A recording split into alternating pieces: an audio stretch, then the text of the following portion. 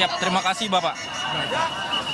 Ya saudara, memang jika dapat dilihat situasi saat ini proses evakuasi masih dilakukan oleh petugas karena memang untuk kejadian yang terjadi pada sekitar pukul 9 malam tersebut ini terjadi tabrakan atau tabrak dari kereta Argo Bromo yang menabrak kereta rel listrik atau KRL tujuan Bekasi di stasiun Bekasi Timur. Yang dimana memang saat ini dari pihak KAI pun sudah memberikan permohonan maaf atas kejadian insiden ini, dan selain itu juga fokus utama yang dilakukan oleh KAI saat ini adalah terkait dengan proses evakuasi yang dilakukan kepada korban atas kejadian insiden ini.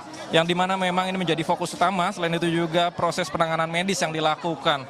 Dan kemudian juga memang jika kita melihat bahwa kejadian ini terjadi sekitar pukul jam 9 malam, dan saat ini memang terlihat untuk proses evakuasi masih dilakukan. Selain itu juga petugas ini masih cukup banyak yang melakukan evakuasi, baik dari ambulan yang berdatangan hingga saat ini masih dilakukan. Jika kita melihat bahwa hingga saat ini sudah kurang lebih sejam lebih masih dilakukan proses evakuasi hingga saat ini.